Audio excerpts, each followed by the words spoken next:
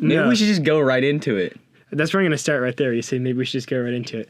And All then right, we here. have started. Hello and welcome to the second podcast. This one is less experimental, given that we've done one. We've hopefully learned from our mistakes. Yeah. We got a couple notes in the last one. One being that we never actually said what Baby Driver was about. So we're taking a little bit of a different take this time. Yeah, we're not talking about just one movie. We're talking about 10 and possibly great movies. Future movies as well. Yes. So today we will be ranking Christopher Nolan's films. Yeah, it was very difficult for us. I'll preface this by saying all his films are great. Like, you'll have fun watching any of them. But there are 10 of them. And naturally, we each have our own differing ideas on them. We've been hyped on this list for a long time now. And with the recent release of Dunkirk, we finally decided to make it. Although that being said, we were going to make it before Dunkirk as like a kind of a hype video. But oh well. But also, didn't happen. We need to keep this one under an hour because that would be nice.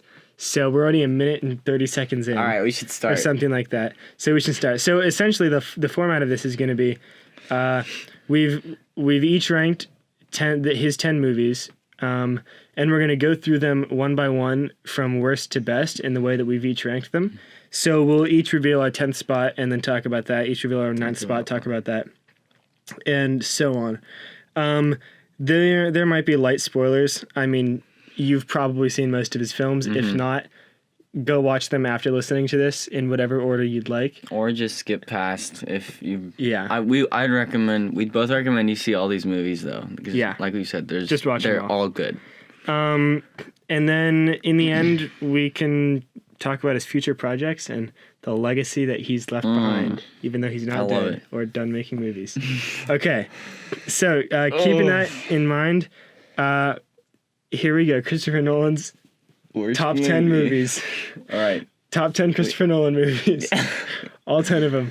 Okay, so here's the 10th one. I have a feeling these are going to be exactly the same. Ready? Go for it. Okay, just say it. I'm going to say 3, 2, 1, and then we're going to say it. That's how we're going to do it for each one. Okay, ready? This is the 10th best film or the first worst film, whichever one you like. 3, 2, 1, Insomnia. Really? No. Okay, I'm glad we disagreed. Okay, I'm glad we disagreed. I was worried. We were talking about this beforehand. I don't know his list. He doesn't know mine. We were worried we'd have the exact same list. This is interesting. Off to a good start. Off to a good start. I like that. So, would you like me to, So let's start with Following, because Following is his first film. And that's precisely why I think it's number 10. It is far lower budget. There's a lot less going on. It didn't really hit as hard for me as some of his other movies. And I guess if we're comparing it to Insomnia, because I don't know what your 9th pick is, but I assume it's Following. So it's basically a comparison right here.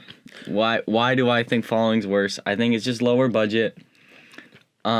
Insomnia for me had a kind of good concept in the idea of a cop that killed his friend and is living with it in Alaska where the sun never sets and he can't sleep. So as the movie goes on, he gets more and more troubled, and you can visually see it.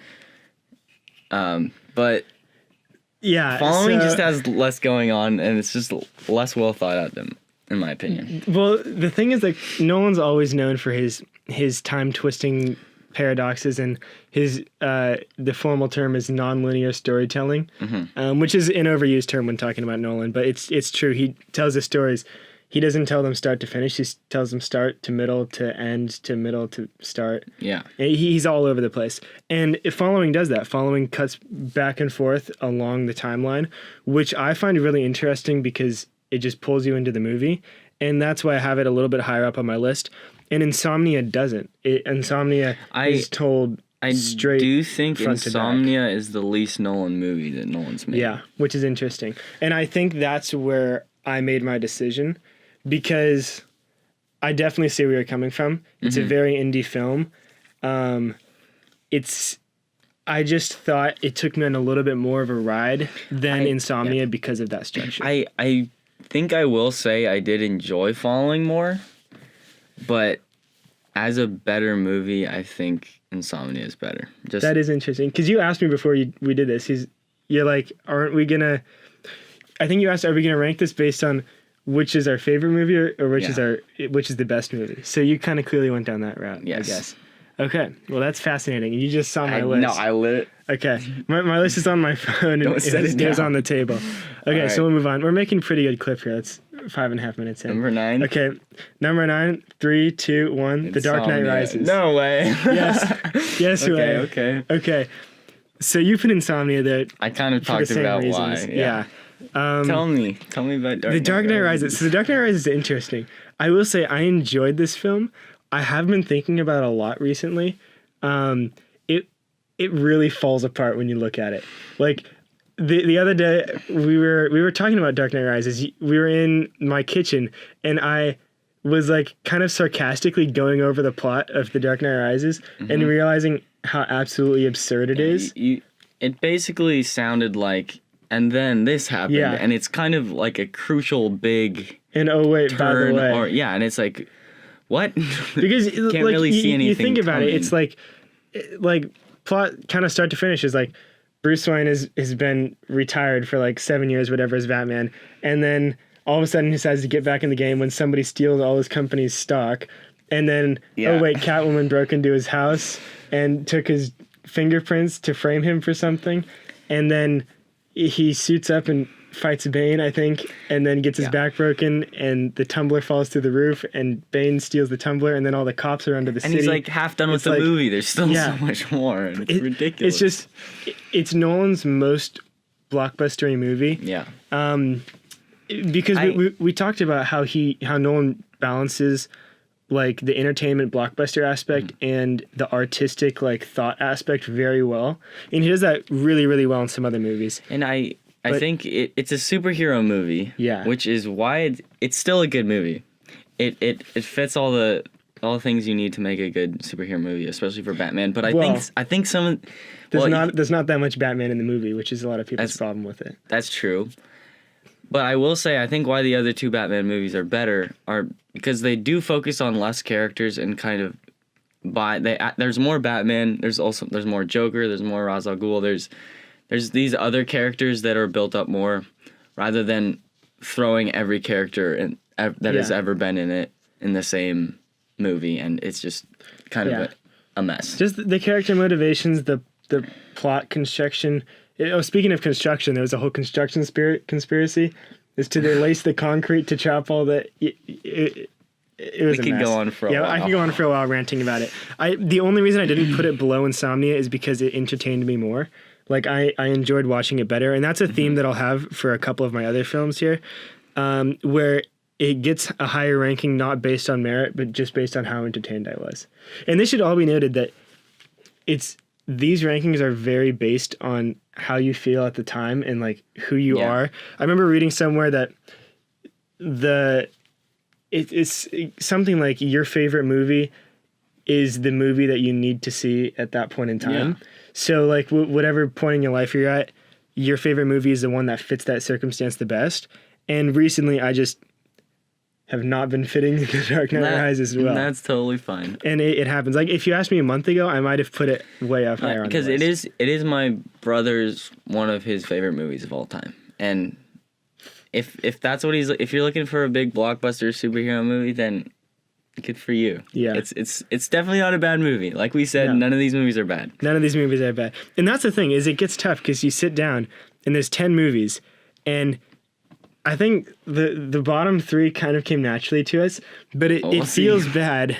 Well, yeah, we will see. You probably fit Rises way up higher, but it feels bad to put a movie this good at the bottom of a list. Yeah, it's hard. It is tough. But all right, with that in mind, we'll move to number 7. 3. Number 8. Yes. Number 8. All right. 3, 2, 1. Following. Dark Knight Rises. Okay, there we go. So we've swapped them. Following is a little bit higher for me. I like the nonlinear structure. Yeah. I thought it was interesting, fresh, and I think he shocked me with how well he did with his opening film. I did like Following. Yeah. I just think it's less refined. Okay, so there we go. We have the same bottom three. Okay, which Okay. I kind of expected. Yeah, but I definitely expected that. Kind of the same order. I thought they'd be in the same order, but no. And No, look, I on think like another month, I might have had them in the same order, but it's tough. Maybe we'll do this in a year and see what happens. yeah. Or we'll do this next time Nolan's film comes out, and we won't There you listen to go. this one. Hold us to that, the 4 of you listening. Yeah. Okay.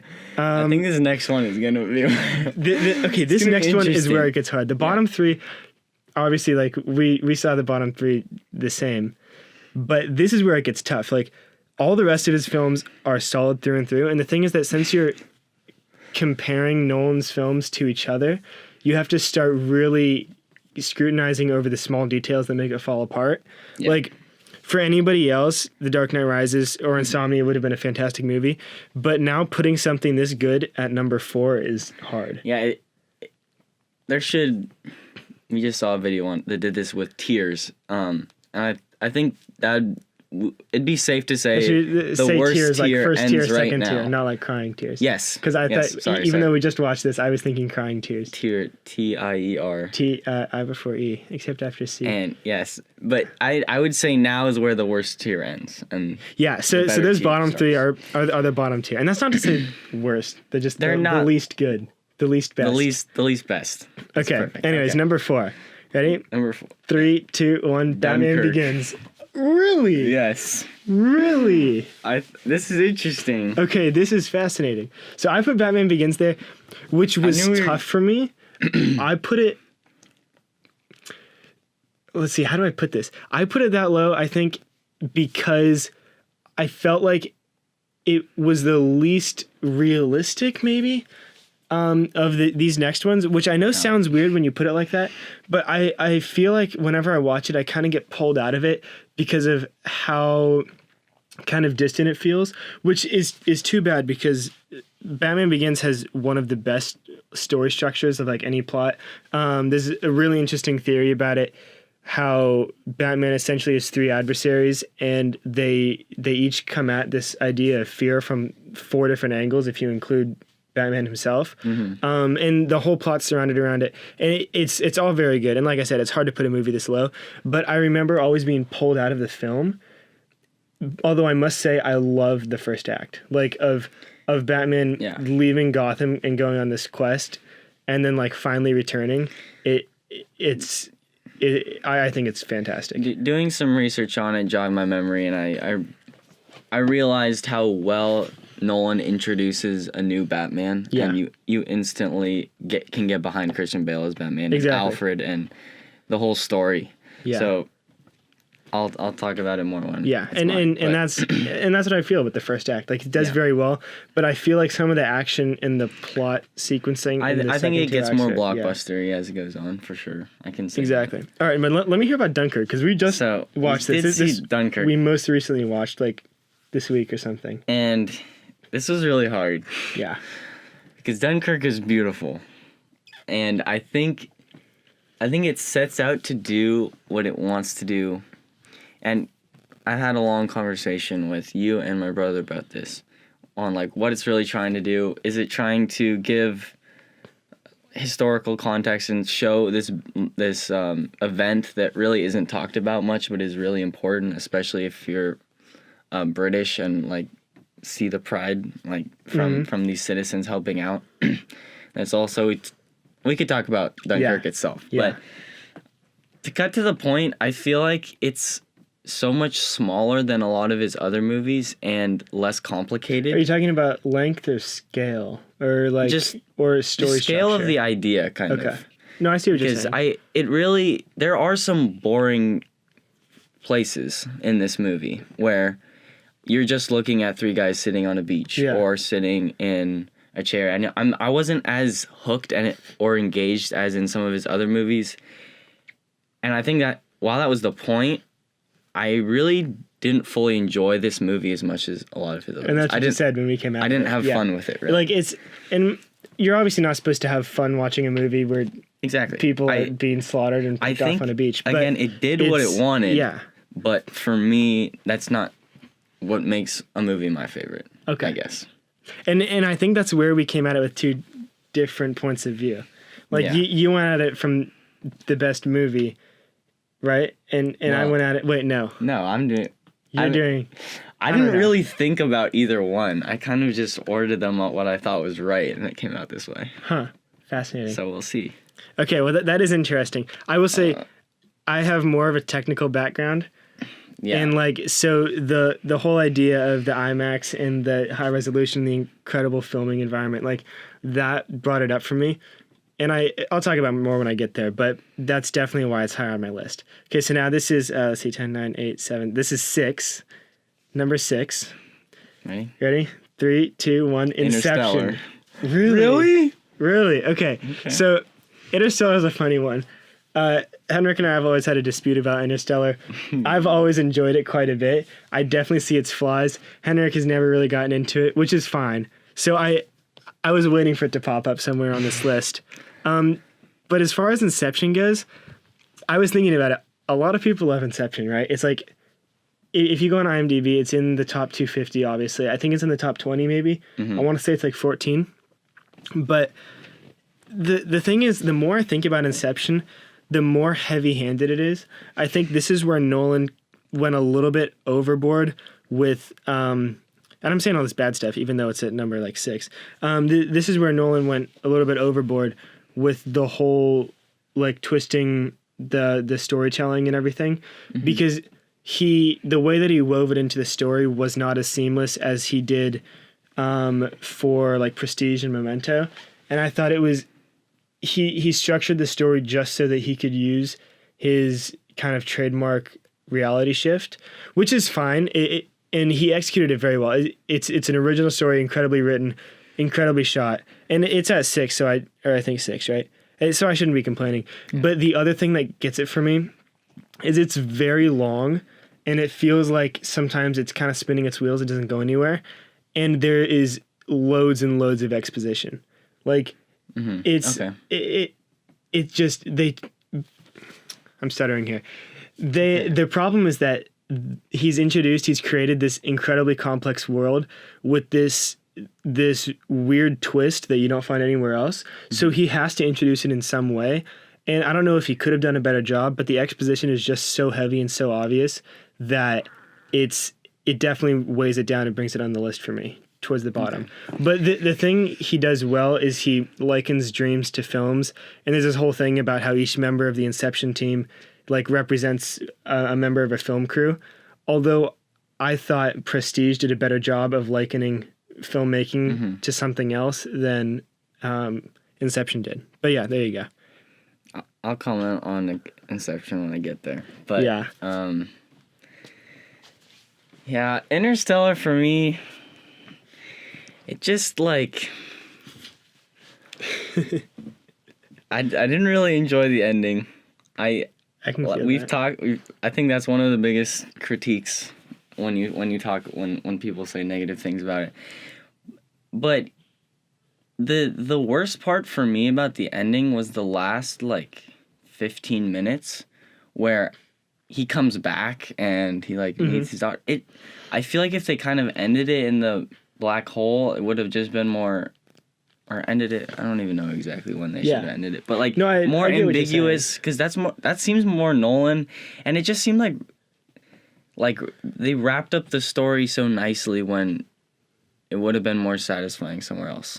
Yeah. And another thing, it's kind of a ridiculous idea, and it's so big, and Matthew McConaughey, for me, I never really got behind him as an actor. Yeah, no, I can feel that. And I felt like to some extent I didn't really care about his daughter. Protagonist. I didn't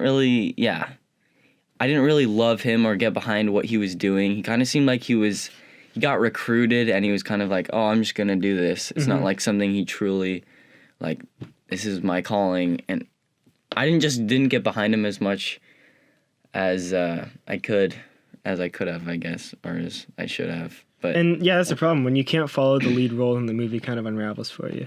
Yeah. But it is interesting because something I think we talked about once, we've talked about Interstellar a lot. Something we talked about once is actually bringing the whole thing into Premiere Pro and cutting out the parts we don't like and seeing how it flows. Yeah. So I think we talked about cutting out most of the ending and then cutting out those like 2 or 3 throwaway lines about love being a scientific concept.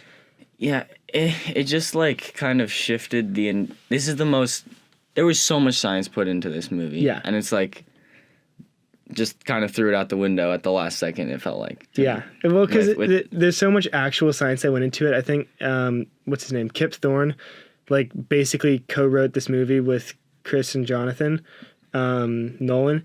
And that really showed itself for most of the movie because, like, the whole gravitational time warp, like, that's an actual thing. And a lot of real science came out of that movie, which is crazy. Yeah, like everything from better ways to grow corn because they had to grow it really fast for the set, I think, and also the physical 3D model of a black hole there's so much was something that actually benefited scientists. But and I realized I literally did not say one positive thing about this movie. It's fine because it is a good movie. It's number 6 out of 10 great movies. Yeah, we said that. So, these are all great. The problems that we're putting in front of us is just nitpicking. Like, yeah, so the science that came out of this, just the CGI was very good. Like, well, and that's the thing. There wasn't a ton of it. Well, there you go. It was like seamless. It felt like they were in space. The one thing when I first came out of the movie, I was like, why wasn't there prettier planets? But the planets make sense. Yeah. And they don't land on some like lush jungle planet with giant blue people. And well, we'll get into that later. Not pointing fingers. Yeah, we'll do an episode on the next 4 Avatar sequels that are coming out. But yeah, it's a good movie, but I can definitely see the problems in it. And looking at my list, it's higher than I'd like it to be, but I do have a couple good reasons for it. We'll cross that bridge when we get there. All right. Yeah. Okay, so where are we? Let's see. That was Inception and Interstellar. 5? So 10, 9, 8, 7, 6, 5. We can't count. I didn't put numbers on mine next to him, which is super annoying. Okay, ready?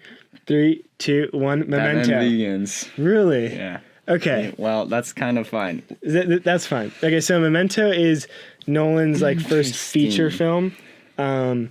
Because Falling was his first full-length film, but that was a super indie, like micro-budget project. He was actually working on the script for Memento while making Following, because he knew that this was a script that he needed like a bigger budget in a studio for and everything. And this is one that he adapted from a short story that his brother Jonathan wrote or something. It's a very good film. Like it kind of pains me to put it at number 5.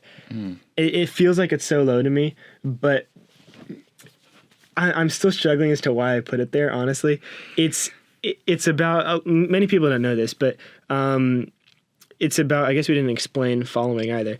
It's about this guy with anterograde amnesia, I think. He can't create new memories, and he has this like struggle to like remember who he is and figure out his life as his life goes on, because he can't create new memories. So he has to like tattoo things on himself and write stuff on pictures to keep his life together.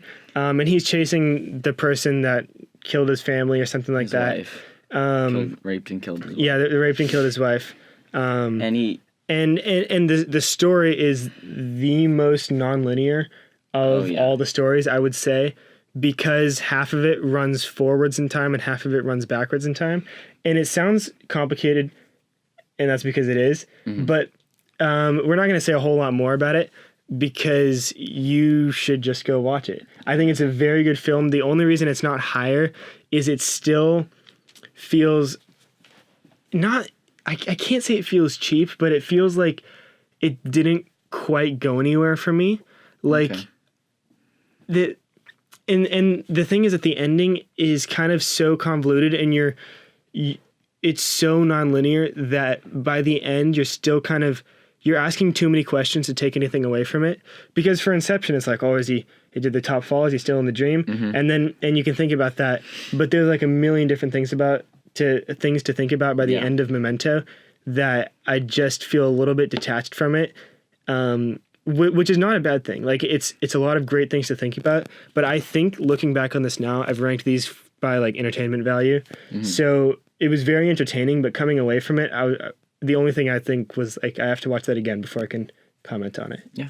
So yeah. Anyways, that was a long, drawn out thing.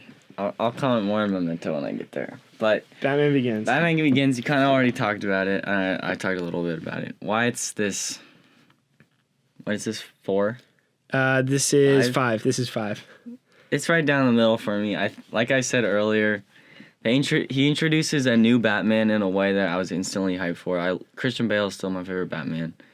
And I think it took it in a way that I hadn't really seen before with, like, the whole Ra's al Ghul thing. When I first saw it, I'd never heard of anything like it. Mm-hmm. And I think he was a pretty good villain for the most part. And I do agree it gets more blockbustery at the end, but I'm giving it a lot of credit for just kind of creating an amazing Batman that, like, led to The Dark Knight. And I feel that. I just think it's as good as The Dark Knight, but not. Just kidding, it's not. But it's a lot. It's just more blockbustery, and, like, the villain isn't as good. For the while, most part, it's, like, solid. For a while in my mind, I did have it pegged as, like, the same good. That was a dumb way to put it. It was as good as The Dark Knight in my head. It, like, for a while, the more I thought about it, like, the more comparable it was, and the more The Dark Knight kind of, like, some things started to show in my head. But then I thought about it even more, and it kind of leveled itself out. And some people say that they like it more than The Dark Knight. I think they just say that because everybody likes The Dark Knight. Yeah, well. But other people say it is as good as The Dark Knight, and I can definitely see that. Okay. So, yeah, there's our picks. Okay, so now we're on to 4, unless you have something else to say. No. So, okay, 4. Ready? Yeah. 3, 2, 1, Inception. Dunkirk. Okay. So these are both movies that we've covered already. Yeah. Which means our top 3s are... Our top 3s are... They're different. 2/3 the same. They're different. I think our top 2 is going to be the same. We'll see that. We'll see what order. But yeah, we'll see. We might have the same top 1. I'm getting really excited. I honestly think we will. I'm really excited. I think we will. I hope we do. I think that would be a nice way to cap off this video. But, what did I have? Dunkirk. So Dunkirk, Henrik kind of pointed out most of the flaws of the movie, which I agree with all the way. Like, it's not boring, but it doesn't captivate your attention quite as much unless you're a cinema snob like I am. We watched it in IMAX in full 70 millimeter, like the best possible way that you can watch it at. And the resolution was just incredible. Like, the image held up. You were so immersed. And it's something a lot of people would call me a nerd for, and I'd say yes. And it's something a lot of people might not notice. And I hate to say it, but you feel it subconsciously. I hate when people say that, but it's true. Yeah. And the thing is, I watched it in digital the first time, and then I watched it in IMAX. And the only reason the second viewing held up for me was because I saw it in IMAX. And I had already, like, figured out the story because it's such a simple story that Nolan knew he couldn't just tell it. He had to put in some sort of a time shift twist like he always does. And he did.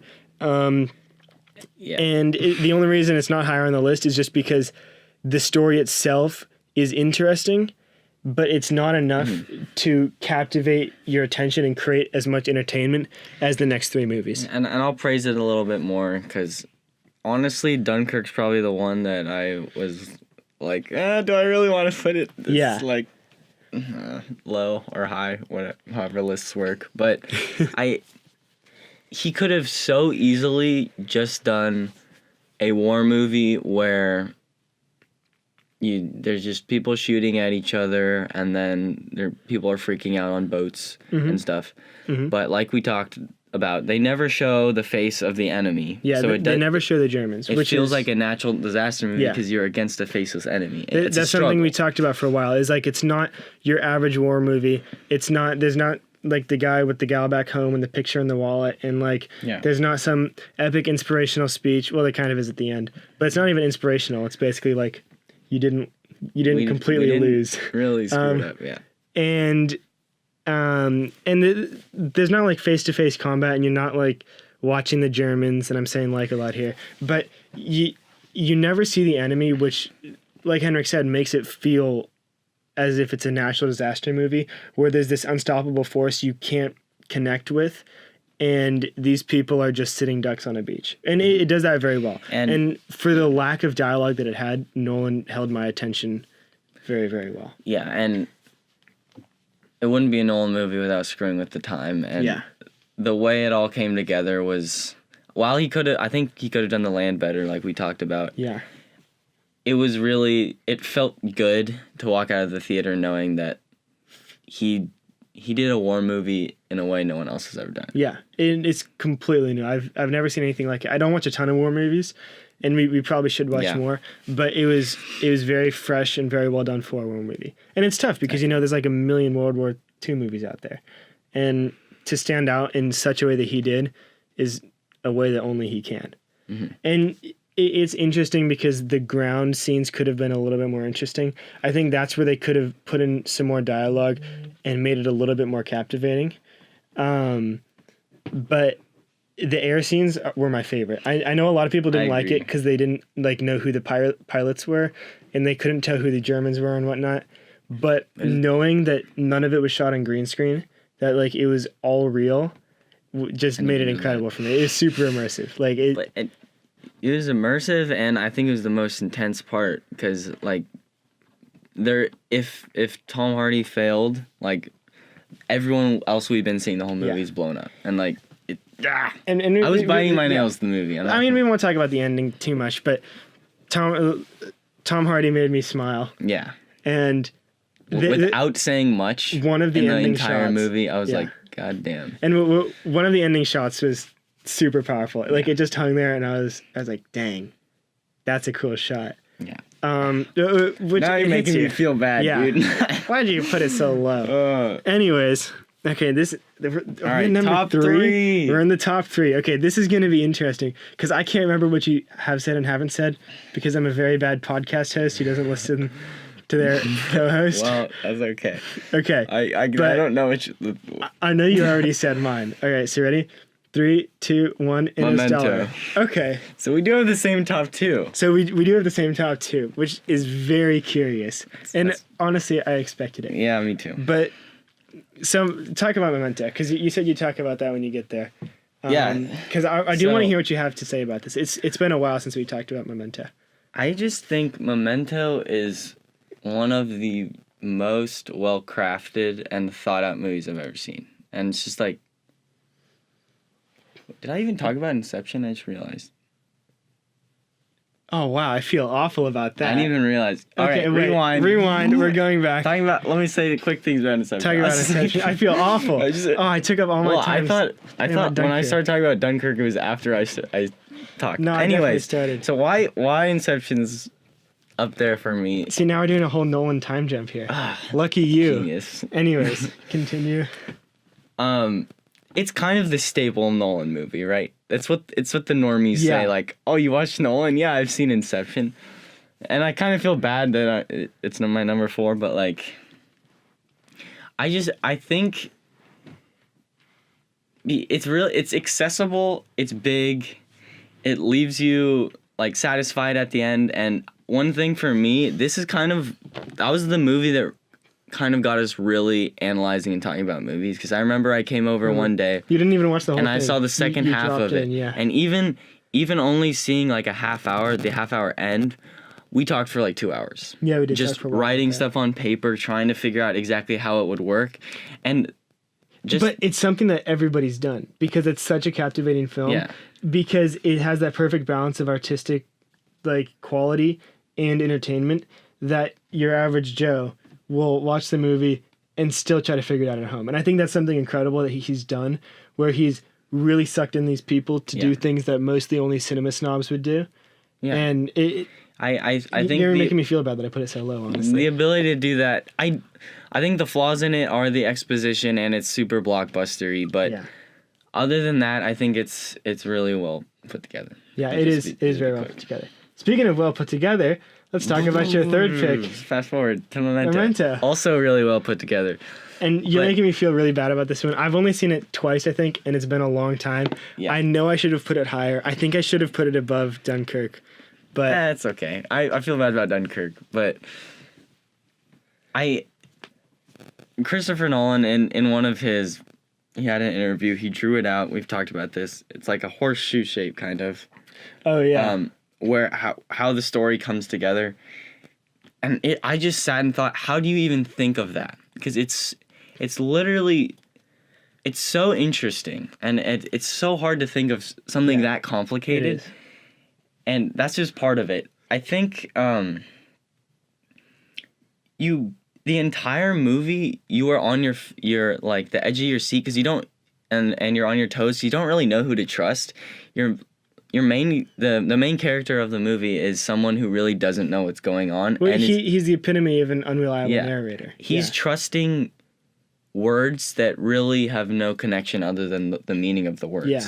And these people that he's seeing, they're kind of shady as well. You don't know if you should trust them. Is he a mental person that needs this help? Yeah. Or are they trying to screw him over? You're juggling these ideas in your mind the entire time. And when the ending hits, I'm not going to say what it is, but when you figure out what's really all been going on, I had goosebumps. I was just like, oh my Lord. And I feel really bad. You've successfully made me feel awful. Well, because people love Memento. Unfortunately, not enough people have heard of it, which is too bad. It is exceptionally well crafted. Although I think as far as story wise goes, he does have one movie that is betterly crafted. Yeah. It's not a word, but it is betterly crafted. And Henrik's looking at me, and he must agree because I know it's up there too. I'm just curious as to where it is. Yes. But that thing you said about Nolan's drawing, there's a YouTube video. I think it's just called like Nolan explaining the plot of Memento or whatever. You can find it. Easy. We watched it because I was curious as to what Nolan had to say about the plot, kind of what he was thinking going in. And there's a bit where the interviewer asks him to kind of draw out the timeline on a board, on a whiteboard. And like we said earlier, the plot of Memento is super cut up and twisted and whatnot. Mm-hmm. And Nolan initially in the video says something like, "Oh, I'm not a visual learner. Like I don't really think like that." And then he's like, "Hold on, give me a second." And he literally takes like a second or two, and he's like, "I think this is the best way to represent it visually." And he draws this horseshoe kind of loop, and it fits perfectly. And it was at that moment it kind of clicked how like logically smart Nolan was. Yeah. The fact that he represents these time jumps, these temporal loops, this crazy script that he's made up, and he represents it visually, and he perfectly conveys it to anybody who's watching. Like it kind of just clicked for me how genius some of this stuff is. And I hate using words like that because it makes me sound like a Nolan fan, which I am, but it makes me sound like a Nolan fanboy, which I probably am. But he's just so darn smart. Yeah, there's no other way to say that. There's no way around it. And he did very well with Memento.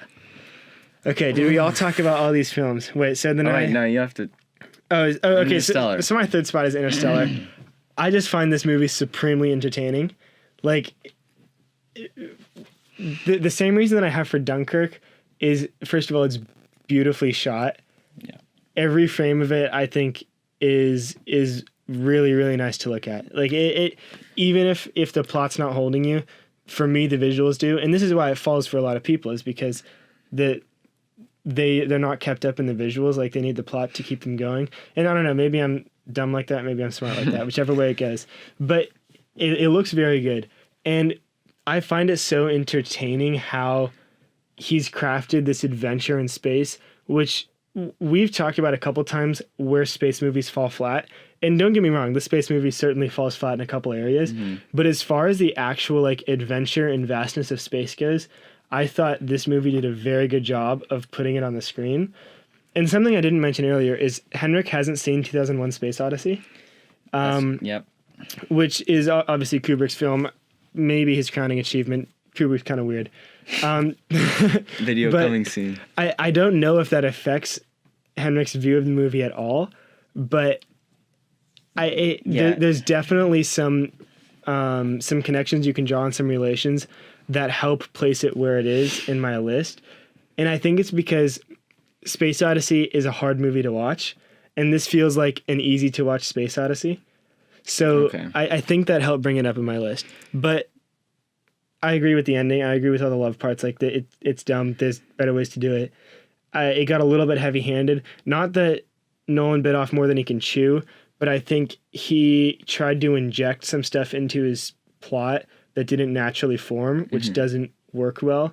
Which is kind of just a fancy way of saying like he forced the plot a bit instead of letting it flow where it should.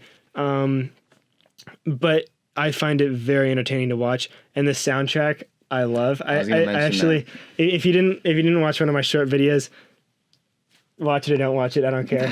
I'm not making money off of it. But one of my short films, I actually used his soundtrack and cut it up for because I liked it so much. And most people don't notice. Some people notice about halfway through, but I really like the soundtrack. I think it helps carry you through the movie, and it fits very well. But it definitely has its flaws. Yeah. Not the soundtrack. Soundtrack is perfect. But yeah, the movie has its flaws. Okay, now this is interesting. Oh, I think So I'm willing to bet we have the same top two. well, I know we have the same top two. Or like in the right order, in the correct order. Okay, so well, here we go. Number 2. Ready? 3, 2, 1. The Dark Knight. Yeah. Oh, yay! That means that was a high five. That means that we have the same top one, which I'm happy about. These two I placed fifth after placing the bottom 3, and then I kind of figured out the middle. I will say the middle was very hard to figure out for me. Yeah. Like, I feel bad about how low Batman Begins and Memento and Inception are, but you can't put them all at the 4th spot, which is unfortunate. Yeah. We were saying before we started this, we wish that we could make a list of 14 movies and leave the last 4 spots blank. Because nice. we don't want to put anything at the bottom of the list or that low. But, so let's see, The Dark Knight. So we agree on this one. This should be interesting. It's the here's damn the thing. good best superhero movie. Everybody loves The Dark Knight. It's the best superhero movie ever made, hands down. Like, the only one that comes close to it for me is I like the first Iron Man a lot. Guardians of the Galaxy is very funny. I'm blanking on some other ones, but it like the thing is that's not the point because it's just a good movie. Yeah, like it's nowhere close to any of the other like Marvel movies out or even DC. It's about the guy behind the mask like trying to do the best he can do to like save the city. And that's it. It's not about the flashy explosions or saving the entire world, which some in the third one that kind of happens, but which is why we put it so low. But it's like a mental game between the Joker and Batman. He's Nolan's toying with you like the Joker's toying with Batman the whole time.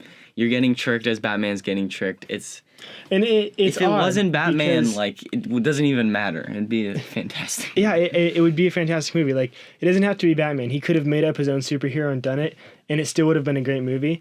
And it's interesting because some of the things that I talked about earlier, like the visuals, this movie is not like immaculately shot.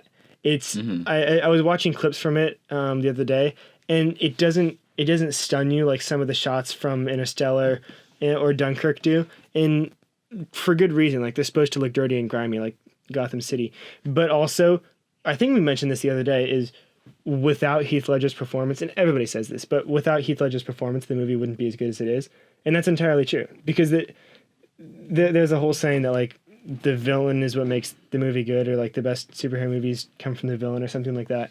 But Ledger's performance is what makes this movie what it is. Like it would, if it was somebody else, if it was some other villain, it would be low on the list. And it is because Batman Begins has another villain, Dark Knight Rises has another villain. He's literally a clown villain, and he's not hokey in the slightest.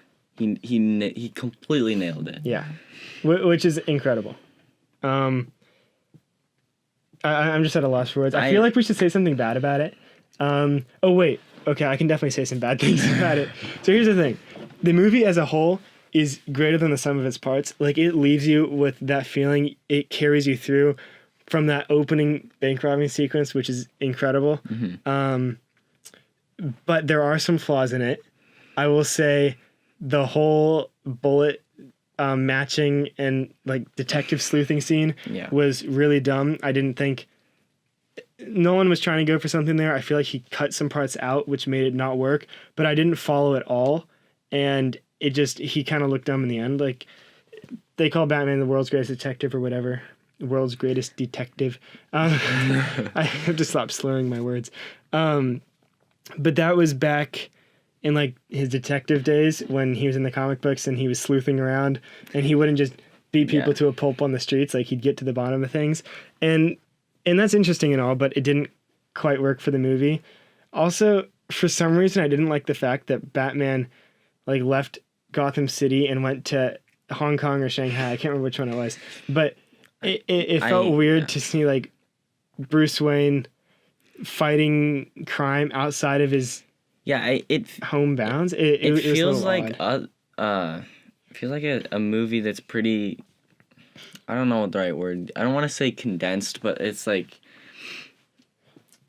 it's closed off to.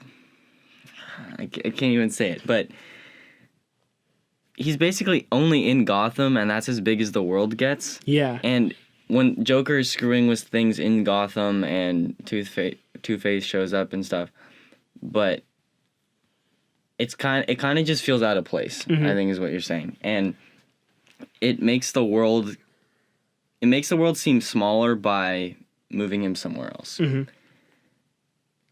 I guess. Oh no, I get what you're saying, like relatively, because his whole playground has been Gotham City. Yeah. And then suddenly you're like, oh look, Batman can go all over the world. Suddenly Gotham City doesn't feel so important anymore. Yeah, there's villains in every city. Like why are you just saying in Gotham? And there's one other problem I had with it. I can't remember what it was, but something else is the ending part with the sonar and all the cell phones. I didn't really go for. I was like, that's such like an earlier 2000s like hacking type movie, like post 9/11 like cyber warfare kind of thing, and it's fine, but it seems so daunting and unrealistic that I didn't really buy it, even though NSA is hacking into our phones and computers and podcasts and whatnot. They're listening right now. But yeah, they're listening to our podcast before like, it gets wow. released. Like, wow, yeah, pick us up, NSA. We'll review that movie about Snowden. You still like information. I heard it wasn't that good. I didn't see it. I did not. Somebody told me it's the best movie they've ever seen. Well, they're very political, I so could be wrong. we'll see. But we'll see. Anywho, that's The Dark Knight. It's incredible. Please watch it. I will say I watched The Dark Knight before I watched Batman Begins. Which really? It stands perfectly well on its own, which just leads me to believe it's just a good movie. It kind of lends itself to that fact, where superhero movies, you're like, oh, you have to see Spider-Man 6 before you can see Spider-Man 7. But with this, I saw it as a standalone movie, and I got it, and I was blown away. And something I like about it, I don't know why, is he's not in Wayne Manor, because Wayne Manor feels so like dated, but he's in a sick penthouse, and his Batcave is in like a shipping yard, which is I like it. And we could talk about this movie all day. Yeah, okay. But I'll cut you off before you say something smart, and then we can move on. Cut me off. Okay, now say it.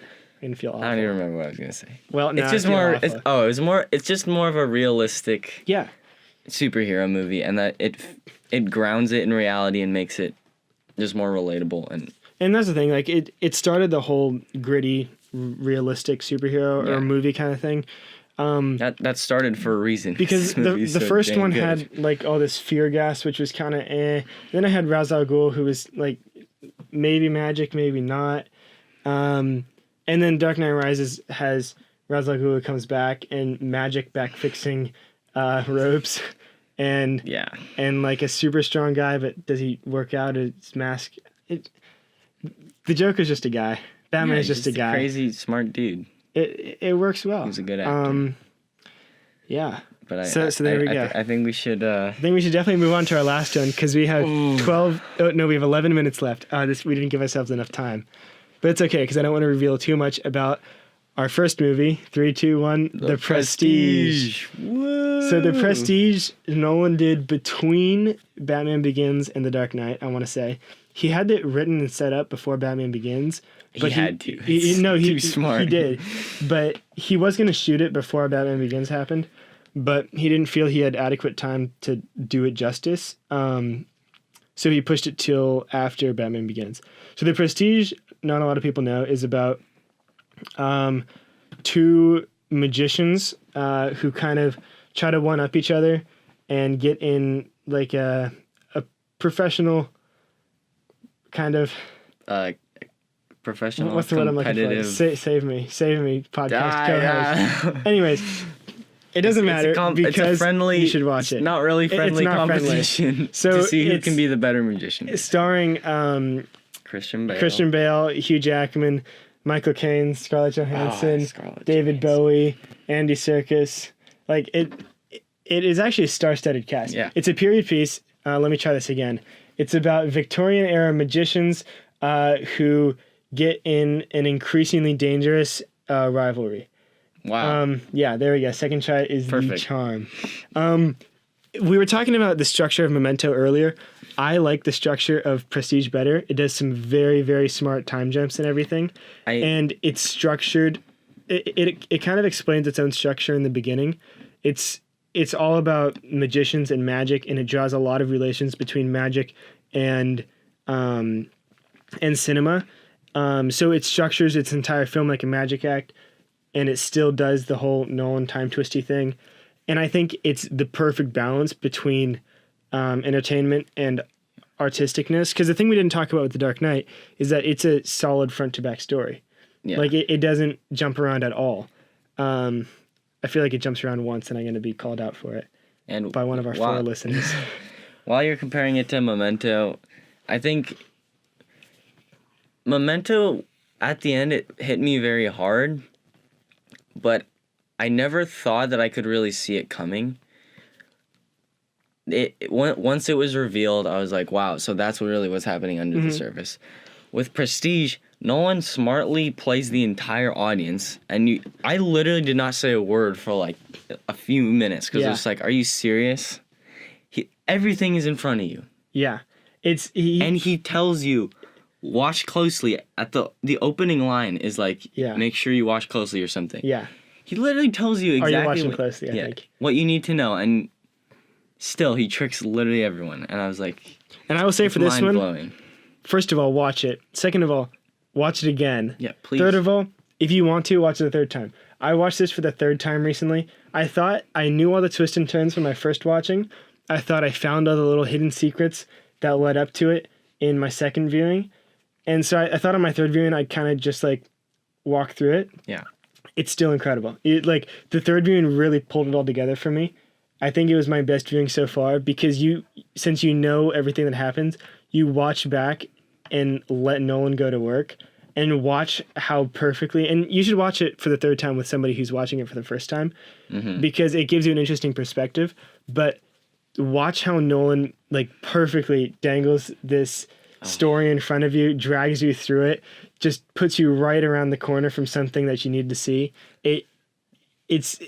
I think it's one of the best structured movies ever. Yeah.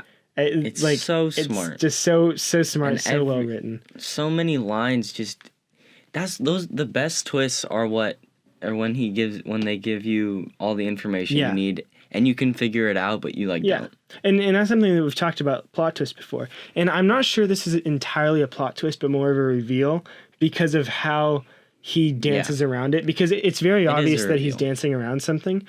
But like he says in the movie, like the audience doesn't want to know the trick of a magic trick. They want to be entertained. And when I watched it for the third time, I watched him do exactly that to the audience. Yeah. Where you know what the trick is kind of in a way, but you want to be entertained. You keep watching because you want to be fooled. And it's just amazing. You have to watch it 3 times. I'm changing it. You have to watch it 3 times.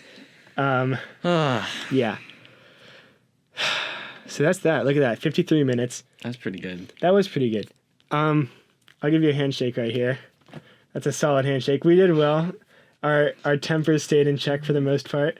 I think we were pretty I thought we did pretty good. Nice. Through each other's opinions. So let's see. Any thoughts? Any other thoughts? Watch The Prestige. Watch The Dark Knight. Watch Interstellar. Watch Dunkirk. Watch Memento. Watch Inception. Watch Batman Begins. Watch Fallen. Watch Dark Knight Rises. And I guess you can watch Insomnia if you want. Dang. What a career. Let me just say that. It is such a solid set of movies. Yeah. And the thing is, we were saying how solid his lineup is because Nolan really hasn't stumbled yet. Not really. Like, in my mind, his biggest fall was Insomnia, but just because it wasn't incredible. It was still a good movie. And some people really like Insomnia. And I'd like to meet one of those people and actually talk to them because I'm curious as to why. But he hasn't stumbled in the way that some people have. Like, Tarantino has had some flubs.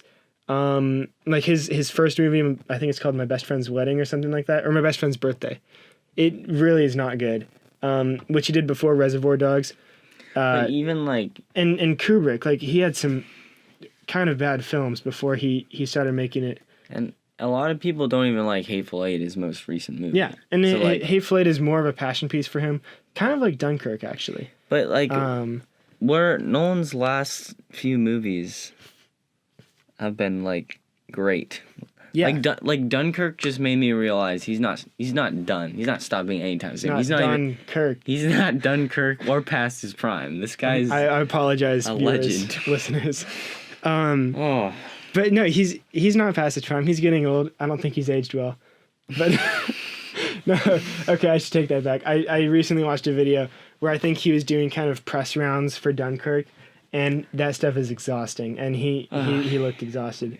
But he'll come back with a vengeance. And speaking of coming back with a vengeance, there are... Yeah, I know. We have 4 minutes left. We have to end this beforehand. So I'm going to wrap this up real quick. Nolan's future projects. Yay. Memento is getting remade, which is interesting. Is it? Yeah, it is. By Nolan? No. Nolan's on, I think, as a writer and producer because he wrote the original script, and he's probably producing it because he still owns the rights, I'd say, which is really interesting. We'll have to see how that goes because Memento is such a twist-based movie that if you know it, why would you do it again? And yeah, I don't know how I feel it's about not that, low enough on my list to be redone. Like, I'd be fine if he redid Dark Knight Rises. I'd love to see that. Even Following, dude. Yeah, I'd like to see with a big budget. If he redid Following on a better budget, that would be crazy. Or Insomnia. The interesting thing is Insomnia is a remake. Dark Knight Rises is original, but based on Batman. Following is an original script. Batman Begins is Batman. Inception is original. Memento is based on his brother's story. Dunkirk is based on a true story. Interstellar is original. Dark Knight is Batman. And Prestige is actually based on a book, which I looked at recently. I read the synopsis for the book because I don't have time to make books because I make so many podcasts to make books. I don't have time to read books. The ending is bonkers. Like I'm so glad Nolan adapted it because if somebody took it verbatim from the book, it would be a not great movie. Interesting. But yeah. And so he's remaking Memento really quickly. His other project, rumored to be making, is he's on for the James Bond movie. Now this isn't confirmed in any way, but it's been heavily rumored. Now we sound like conspiracy theorists, but that would be incredible. Like seeing him and Daniel Craig is supposed to be on for the next one. He has a 5-movie contract, so he has his 5th movie to do. If Nolan did the next Batman, Nolan did the next James Bond movie, I would be floored. Like I would be so excited for that. That would be probably one of the greatest movies ever made. Dream. That would be incredible. All right, any last thoughts? We're running out of time. I mean, we can't say enough. Nolan's a genius. Yeah. Mic drop. That's all you gotta say. There you go. I feel like we didn't flatter the Prestige enough. Yeah, please watch the Prestige. Please watch the Prestige. I feel like a lot of people don't even talk about it. Don't look anything up about it. I know you're all typing on your keyboards right now, looking up the ending to Prestige. Don't. Just watch it. Just watch the movie. Just spend a couple hours. I'm going bonkers here. Oh. Yeah, no. Just watch the Prestige and then watch the rest of them. Yeah. Start with Prestige and then realize he's a genius and then go. And then keep going, yeah. And it's okay to like Nolan. All right, we need to go. Look, we're so close to the ending here. All right. Thank you for listening. Thank you for staying this whole way. We believe in you. Thanks for not skipping to our number 1. We'll be back soon. Yeah, don't skip to the number 1. If you skip to the number 1, unwatch. Go back. Nolan time jump. All right. Good Bye night. now. Good night.